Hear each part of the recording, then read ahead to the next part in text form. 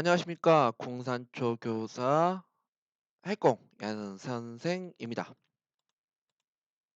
오늘은 수학 익힘책 4학년 1학기 이 단원 각도의 직각보다 작은 각과 직각보다 큰 각을 알아볼까요? 라고 해가지고 수학 익힘책 26쪽, 27쪽 문제를 같이 풀어보고 정답을 확인해보는 시간 갖도록 하겠습니다.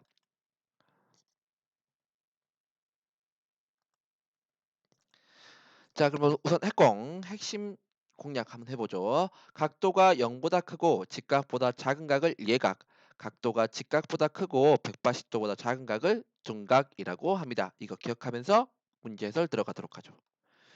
자, 1번 문제입니다. 각을 보고 예각, 둔각 중 어느 것인지 네모 안에 써 넣으세요라고 했습니다. 그럼 일단은 90도보다 작은 각을 찾아보도록 할까요? 일단은 이거 예각, 첫 번째 그림 예각, 그 다음에 아래쪽 왼쪽 아래쪽에 있는 그림 예각, 그리고 오른쪽 아래쪽에 있는 그림 예각이 되겠습니다. 다 90도보다 작죠? 그럼 이 나머지 두 개는 뭘까요? 네, 90도보다 큰 둔각이 되겠습니다. 다음 2번입니다. 주어진 각을 예각, 직각, 둔각으로 분류하여 기호를 써 넣어 보세요라고 했습니다. 일단은 예각 찾아볼까요? 90도보다 작은 각. 가는 예, 90도보다 작죠. 나는 90도가 작고요. 라도 90도보다 작습니다. 그리고 아도 90도보다 작습니다. 근데 바와 자는 이게 90도보다 작은 것 같기도 한데 또 어떻게 보니까 90도보다 큰 것 같기도 해서 얘는 확신할 수 없죠.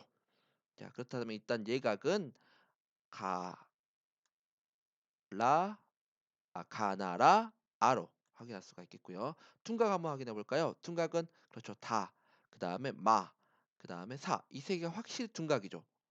그래서 이렇게 둔각이라는 것을 다, 마, 사로 확인할 수 있겠습니다. 자, 이제 바와 자예요. 그럼 이 바와 자가 90도보다 큰지 90도보다 작은지는 90도를 대보면 알겠죠. 그 정사각형 한가의 크기가 몇인가요? 90도죠. 그래서 정사각형을 이렇게 대보겠습니다. 어? 대봤더니 바와 자 모두 딱 90도라는 걸 알 수가 있죠.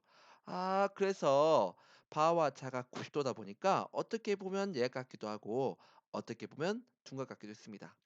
이렇게 애매한 문제들은요, 여러분들 여러분 주변에 있는 그 직각 물체를 대보면 됩니다. 예를 들어서 교과서, 노트, 그다음에 샤프 심통 있죠? 뭐 보면 지우개 같은 경우에는 새 지우개는 그치 90도겠지만 쓰고 써버린 지우개는 90도가 아니죠. 예. 그렇게 우리 주변에 있는 90도의 물체를 대봐서 90도보다 큰지 작은지를 확인하면 되겠습니다.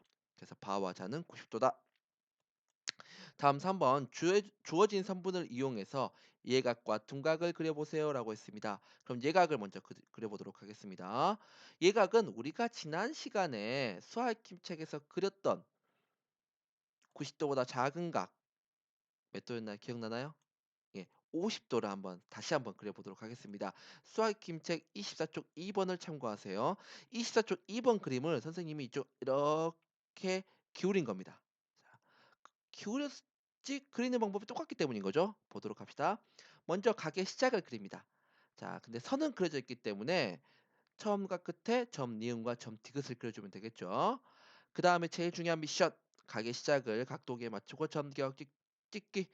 자, 일단 점 니은을 각도기의 중심에 맞춘 다음에 변 니은 디귿, 각의 시작인 변 니은 디귿을 각도기의 밑금에 맞춥니다. 그리고 각의 시작이 가리키고 있는 눈금이 어딘지 확인해 보니까 각도기의 시작이 있는 0, 그래서 작은 눈금이 붉은색이 각도기의 시작과 함께 있기 때문에 여기서부터 시작해서 50도를 세워주면 되겠다.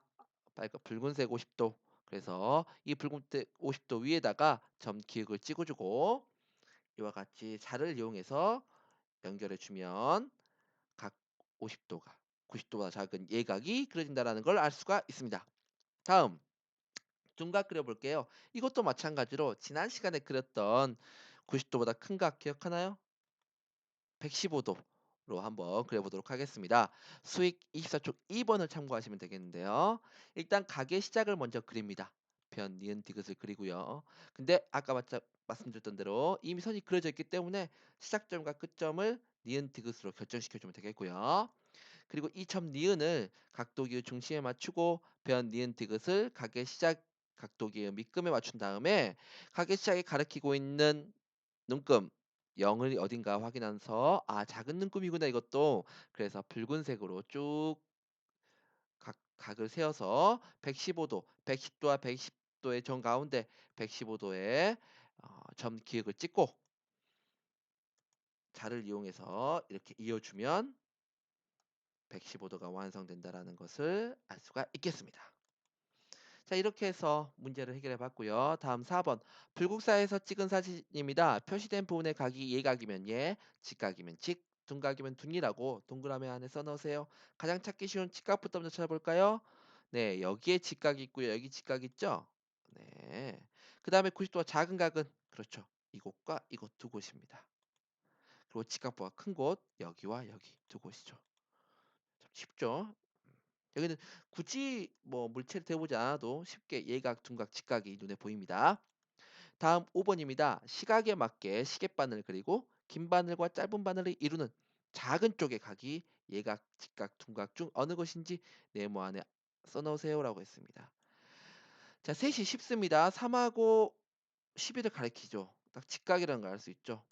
그러니까 이 시계에서는요 각이 두 개 만들어져요. 이렇게 각이 만들어지고요. 이렇게 크게 각이 만들어집니다. 그런데 작은 쪽의 각이니까 이쪽 각이죠. 그래서 90도라는 걸 알 수 있겠고요.